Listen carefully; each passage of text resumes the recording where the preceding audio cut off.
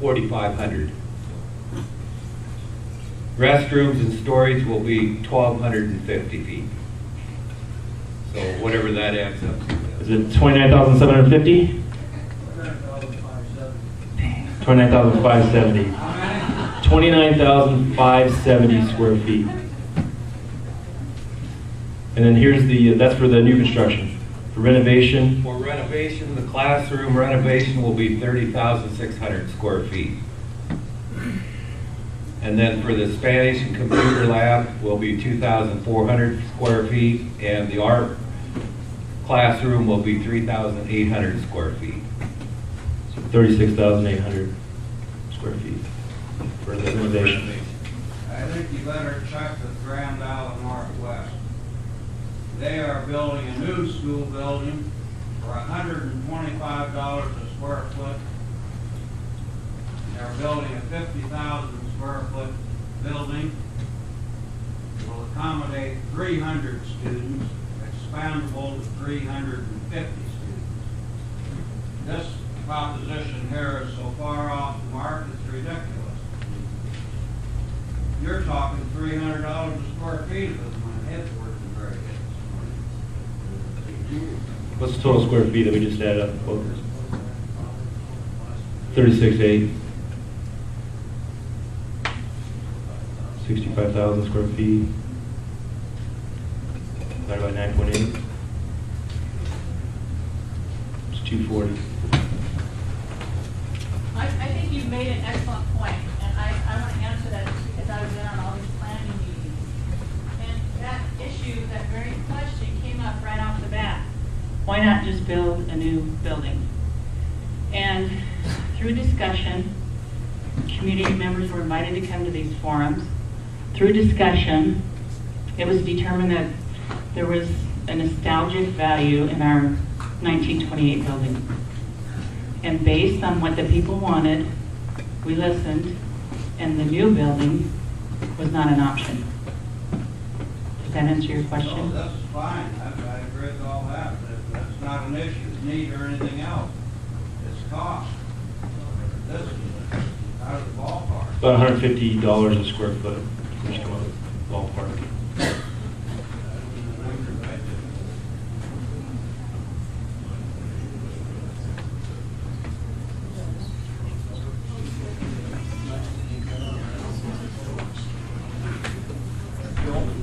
These are just estimated figures, right? There will be bids on the project. Oh, certainly. We're working, and Jim could probably address this as well as I could, but the local contractors all have options to bid on any project that's let out.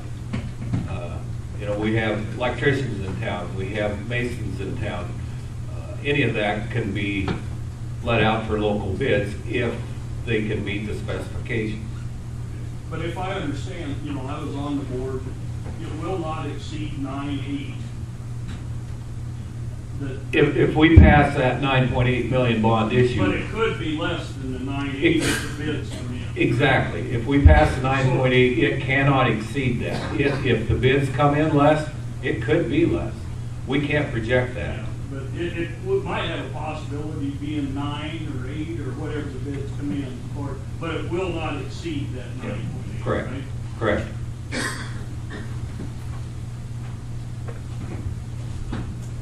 And expand on that just a little. You make a good point, Paul. I think there's some sense out there that this is a price tag that's on it and somebody's making big bucks on it. This will be bid, like you said, so the only way it could be out of line is if nobody bid on it, if there was one person that bid on it. It's not one company that's got the whole bid to come in here and do this. Under this construction management route that we have taken, they can come in, any local contractors or wherever can bid on it. They can even make suggestions on changes that they would think would make the renovation more efficient. And those changes can be made. That's the advantage of doing it this way. Do you want to address that anymore, Jim?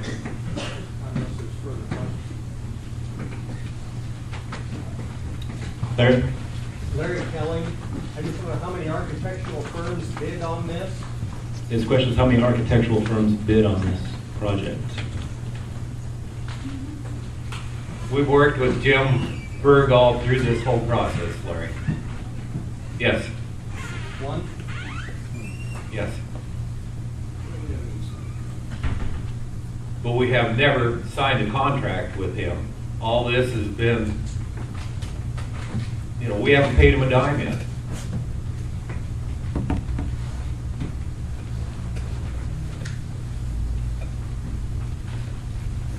Question? I understand that some people traveled to Lexington and were impressed with the building that they saw there. And a lot of people in here probably don't know, Jim, you're the architect there as well, aren't you? Yes.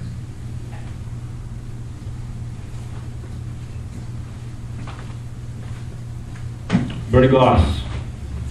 What would be the cost, say this bond doesn't go through, and of course you're gonna have to bring in portable classrooms and stuff, and by doing that, we're throwing money away, we're not having anything left over, or, you know, we're not gaining anything. You want to hear the What question? would be the cost of bringing in portable classrooms versus, you know, the new gym that make classrooms while we're doing the renovation? I kind of get what you're getting at, Bernie, is during the renovation process, some of the classrooms will be used or closed down. If we have the practice gym built first, that could be used for classrooms. If that does not happen, we aren't really doing a lot of renovation at that point. We're just basically fixing what has to be fixed, so we're probably not going to lose a lot of classroom space. You can get modular classrooms brought in.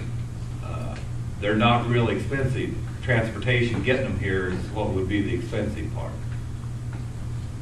Does that answer your question?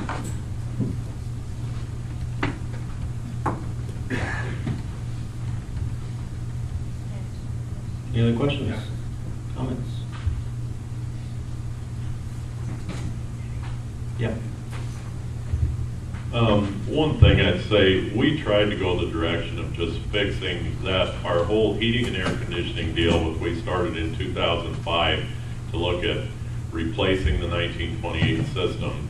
And the high dollar amount that it was going to take to replace that, that's when we asked ourselves, do we want to put that kind of money in that old building without first seeing what else would be needed, that, you know, we would be duplicating the same type of projects over and over again to go into the walls and all this, and that's what got the whole ball rolling. We intended when this started out to start, you know, repairing, but since we started that, we have held off some of these projects because it made no sense to go in and spend money on a building that we may be doing a total renovation on, or building new or whatever. But that's when we did the facility audit and got the community involved, and just looked like this was the more sensible way to go. Thanks, Marty. Well, I want to point out something real quick about our school board.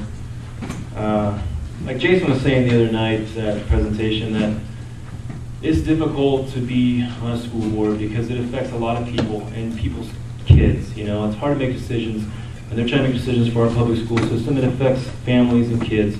They get criticized a lot. They take a lot of hits. You know, a lot of mean things are said sometimes, and just because people are passionate. But I wanted to point out something quick. And that's, first off, you've seen Bill Zig up here tonight, but he graduated from Ord High School in 1972, and he had 2 kids graduate from Ord High School. Marty Petska graduated in 1973, and he had 4 kids graduate from Ord High School. And Tom Krumel, sitting here, he graduated in 1986. He was a little older than that.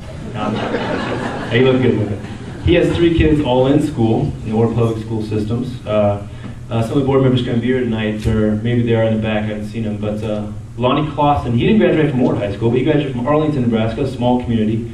Had 2 kids graduate from Ward High School, has 1 kid in Ward High School. Kim Radgel, she graduated, I believe, from North Scotia, just down the road, and she has 1 child in Ward High School.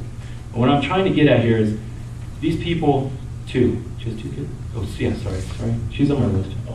Sue Blaha, yes, sorry. She graduated from Ward High School in 1980, and she had 2 kids graduate from Ward High School. So what I'm trying to get at